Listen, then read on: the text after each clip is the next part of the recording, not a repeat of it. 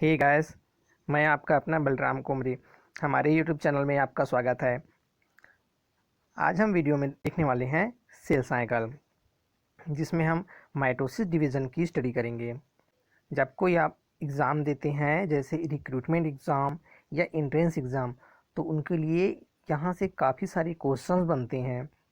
तो आप इस वीडियो को मिस मत कीजिएगा, इस वीडियो को लास्ट तक देखिए। चलिए हम वीडियो में आगे बढ़ते हैं। हम पहले देख लेते हैं कि आज का हमारा क्या क्या कंटेंट्स हैं। What are cell cycle, phases of cell cycle, cell cycle control system, cell cycle check point, mitosis cell division. हम पहले देखते हैं व्हाट आर सेल साइकिल। किसी सेल्स का इवेंचुअली डिवीज़न और जीनोम का डुप्लीकेशन होना एक ऑर्डर सीरीज में कंप्लीट होता है, जिसे हम सेल साइकिल कहते हैं। सेल डिवीज़न से बनने वाली न्यू सेल को डॉटर सेल कहा जाता है। 1953 में हार्वर्ड और पेल्क ने सेल्यूलर साइकिल के डिफरेंट स्टेज को डिस्क्राइब किया था। सभी टाइप के सेल्स में पूरे लाइफ टाइम में कई सारे mechanism one by one process होती रहती है, और इन मैकेनिज्म को एक साथ सेल साइकिल या सेल्यूलर साइकिल कहते हैं। कुछ सेल्स ऐसे होते हैं जो एक बार बनने के बाद कभी भी डिवीज़न नहीं होती, बल्कि उनकी डेथ के बाद इन्हें दूसरी सेल्स के डिवीज़न से बनने वाली डॉटर सेल रिप्लेस करती है। आगे देखते हैं फेसेस ऑफ सेल साइकिल। इसको दो अवस्था में कंप्लीट करते हैं। पहला है इंटरफेस और दूसरा है डिवाइडिंग फेस या एम फेस। पहले हम देखते हैं इंटरफेस। इंटरफेस सेल डिवीज़न के पहले होने वाला प्रिपरेशन स्टेज है।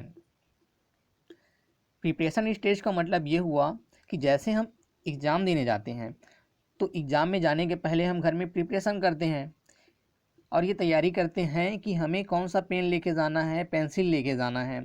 ऐसे ही ये सेल डिवीज़न होने के पहले ये उनका प्रिपरेशन करता है। इंटरफेस को 3 पार्ट में डिवाइड किया गया है। पहले हम देखते हैं G1।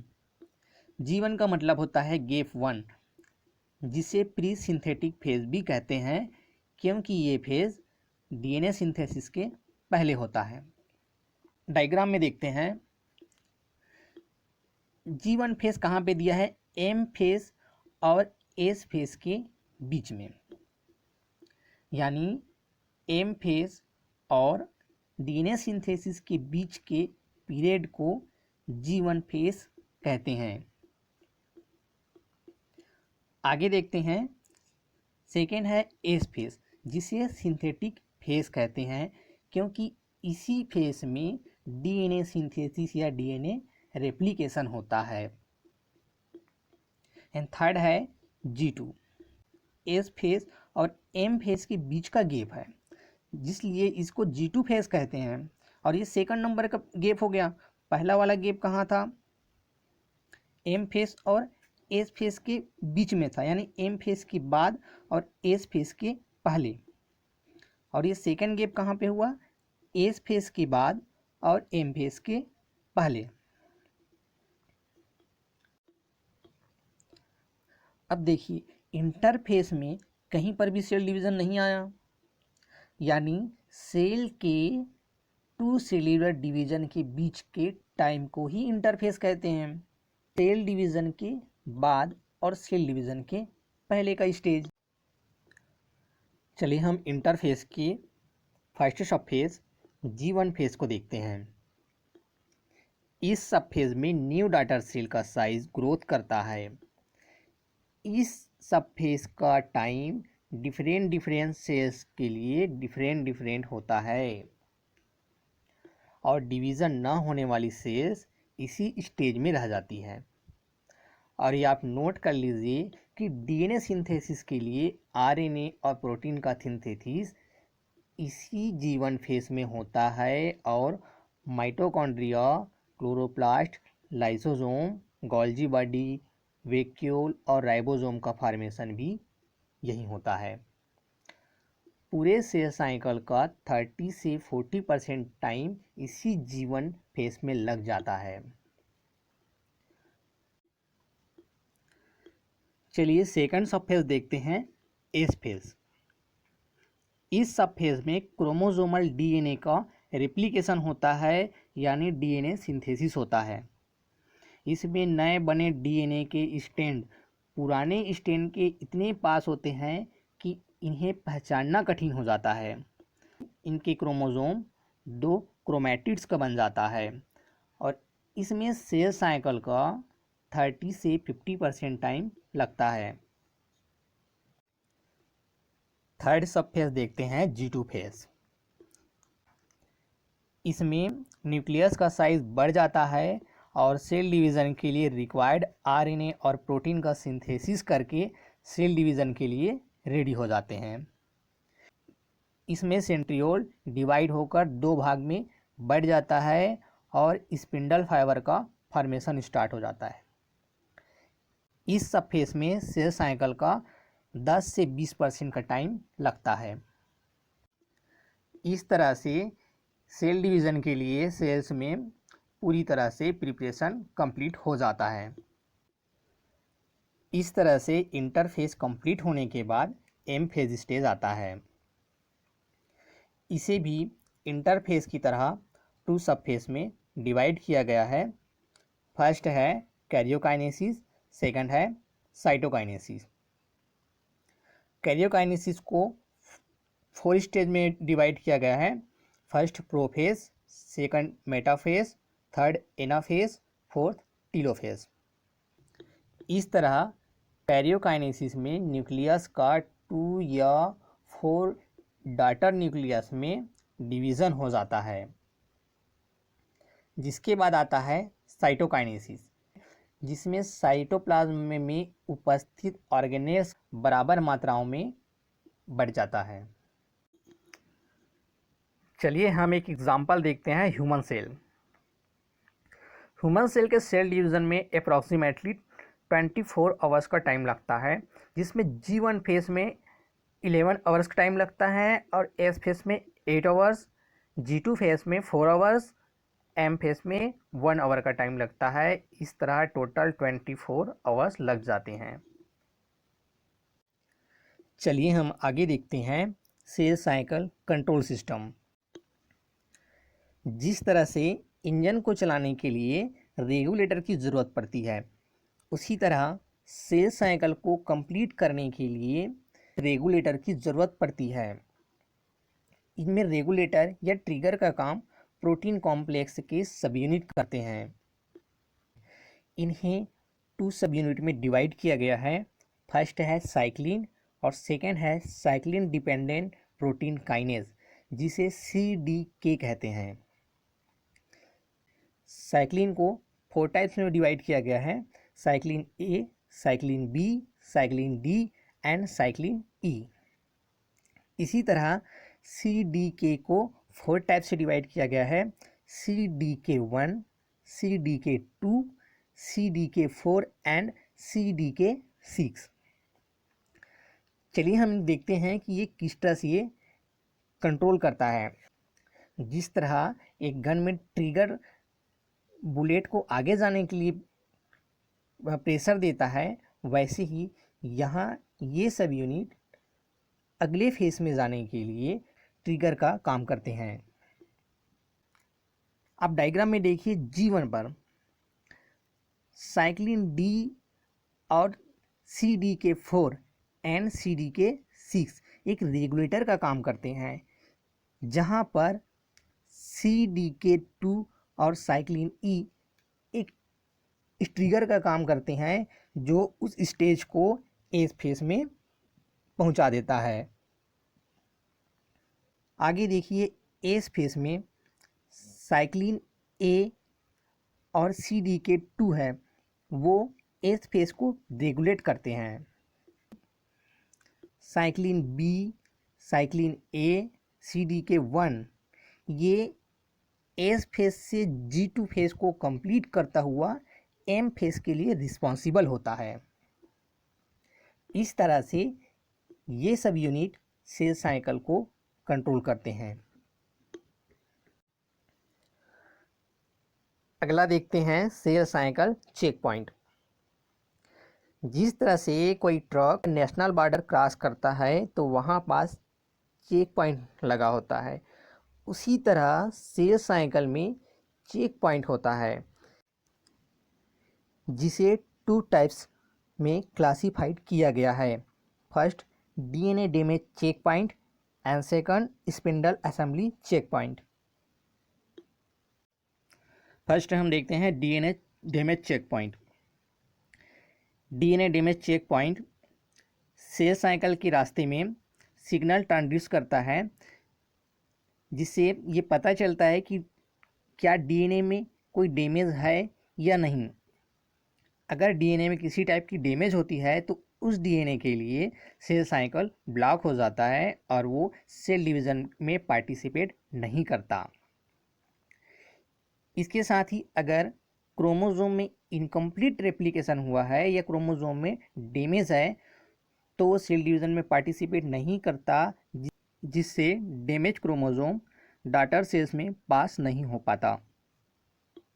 DNA damage check point को एटलीस्ट 3 चेक पॉइंट में क्लासिफाइड किया गया है। First, G1 and S check point, second intra S phase check point and third G2 and M check point. Second है स्पिंडल असेंबली चेक पॉइंट। ये check point anaphase में chromosome और spindle के बीच अटैचमेंट को मॉनिटर करता है। हम डायग्राम में देखते हैं, जिस तरह G1 चेक पॉइंट है वो G1 फेज में न्यूट्रिशन, ग्रोथ फैक्टर और डीएनए डैमेज को चेक करता है। इसी तरह S चेक पॉइंट है वो डीएनए सिंथेसिस को चेक करता है और G2 चेक पॉइंट है वह सेल साइज और डीएनए रेप्लिकेशन को चेक करता है। चलिए हम आगे देखते हैं types of cell division. Cell division है वो रिप्रोडक्शन और ग्रोथ के लिए काफ़ी रिस्पॉन्सिबल होते हैं, जो सेल डिवीज़न के दौरान क्रोमोसोम को इक्वली पार्टीशन करता है उनके डॉटर सेल्स में। सेल डिवीज़न को मेनली 2 टाइप से डिवाइड किया गया है। फर्स्ट, माइटोसिस सेल डिवीज़न, जिसे माइटोटिक सेल डिवीज़न भी कहते हैं, और सेकंड है meiosis cell division. Mitosis cell division 2 stage में कंप्लीट होता है। First, karyokinesis, second cytokinesis. पहले हम देखेंगे कैरियोकाइनेसिस, जिसको 4 पार्ट में डिवाइड किया गया है: prophase, metaphase, anaphase and telophase. ये आपको याद रखना है कि mitosis cell division somatic cells में पाया जाता है। चलिए हम पहला देखते हैं कैरियोकाइनेसिस, जिसमें फर्स्ट स्टेज है प्रोफेज। इसे न्यूक्लियर डिवीज़न की प्राइमरी स्टेज भी कहते हैं, क्योंकि कैरियोकाइनेसिस में न्यूक्लियस का डिवीज़न होता है, और प्रोफेज कैरियोकाइनेसिस का फर्स्ट स्टेज है। न्यूक्लियस का क्रोमैटिन थ्रेड संघनित होकर क्रोमोसोम का फॉर्मेशन करता है, और इसमें धीरे धीरे क्रोमोसोम छोटे और मोटे हो जाते हैं। यहाँ क्रोमोसोम के दोनों सेंट्रियोल पोलराइजेशन बना लेते हैं और स्पिंडल फाइबर का फॉर्मेशन होता है, जो क्रोमोसोम को दोनों पोल की ओर ले जाते हैं। इस स्टेज के लास्ट में न्यूक्लियर मेम्ब्रेन और न्यूक्लियोलस विलुप्त हो जाते हैं और स्पिंडल मूवमेंट करने लगते हैं। सेकेंड स्टेप है मेटाफेज। इसमें क्रोमोसोम सबसे अधिक मोटा और छोटा होता है। आप इसमें कंपेयर कर लीजिए प्रोफेज और मेटाफेज में। मेटाफेज का जो क्रोमोसोम है वो प्रोफेज से मोटा होता है और छोटा भी। इसमें फाइबर और क्रोमोसोम के सेंट्रोमियर इक्वेटर प्लेट में अरेंज हो जाते हैं, जिसे देखिए डायग्राम में। इसमें क्रोमोसोम पॉइंट है वो इक्वेटर की ओर और क्रोमोसोम के आर्म है वो पोल की ओर होते हैं। इनके स्पिंडल फाइबर विशेष टाइप के प्रोटीन के बने होते हैं। इसमें ह्यूमन के 46 क्रोमोसोम को इजीली देखा जा सकता है। अगला स्टेप है एनाफेज। इसमें पहले सेंट्रोमियर का डिवीज़न हो जाता है, जिसमें एक क्रोमोसोम के दोनों क्रोमैटिड अलग हो जाते हैं और 2 क्रोमोसोम बना लेते हैं। आप देखिए बीच में जो इक्वेटर प्लेट था वहाँ पे ये अरेंज थे, ये अभी अलग अलग पोल की ओर हो गए हैं, ये 2 पार्ट में डिवाइड हो गए हैं। अब ये दोनों न्यू क्रोमोसोम अपोजिट पोल की ओर मूव करते हैं। इस टाइम ये क्रोमोसोम यू शेप्ड या वी शेप्ड या जे शेप्ड या एल शेप के होते हैं। इस स्पिंडल फाइबर के कॉन्ट्रिक्शन के कारण क्रोमोसोम अपोजिट पोल की तरफ खींचते हैं। नेक्स्ट स्टेप है टीलोफेज। इस स्टेज में डॉटर क्रोमोसोम अपोजिट पोल पर चले जाते हैं, फिर क्रोमोसोम पतली, लंबी और क्रोमैटिनेट बना लेते हैं। इस स्टेज में न्यूक्लियर मेम्ब्रेन और न्यूक्लियोलस दोबारा बन जाते हैं। सेंट्रियोल डिवाइड होकर 2 सेंट्रियोल बना लेता है और स्पिंडल फाइबर एक्सटिंक्ट हो जाता है, विलुप्त हो जाता है। इस प्रकार कंप्लीट क्रोमोसोम बना लेता है और दोनों पोल पर 2 न्यूक्लियस बन जाते हैं और क्रोमोसोम के नंबर मदर सेल्स के क्रोमोसोम के बराबर होता है। कैरियोकाइनेसिस की कंप्लीट होने के बाद नेक्स्ट और लास्ट स्टेप आता है साइटोकाइनेसिस। इस प्रोसेस में सेल के साइटोप्लाज्म का डिवीज़न होता है और साइटोप्लाज्म के कॉन्ट्रिक्शन के कारण साइटोप्लाज्म और उनके जो ऑर्गेनेल्स हैं वो 2 बराबर सेल्स में बढ़ जाता है। चलिए हम आगे देखते हैं इम्पॉर्टेंस ऑफ माइटोसिस डिवीज़न। इस डिवीज़न से ऑर्गेनिज्म में ग्रोथ एंड डेवलपमेंट होता है और कुछ माइक्रो ऑर्गेनिज्म में इससे एसेक्सुअल रिप्रोडक्शन होता है। ये मदर सेल्स के समान 2 डॉटर सेल्स का फॉर्मेशन करते हैं। घाव का भरना भी माइटोसिस डिवीज़न के थ्रू ही होता है। कैंसर सेल में होने वाला ग्रोथ भी माइटोसिस डिवीज़न के कारण ही होता है। आज का हमारा वीडियो यहीं तक। मियोसिस डिवीज़न देखने के लिए आप वीडियो के सेकंड पार्ट को ज़रूर देखिए। तो फ्रेंड्स मिलते हैं नेक्स्ट वीडियो पे। Thank you.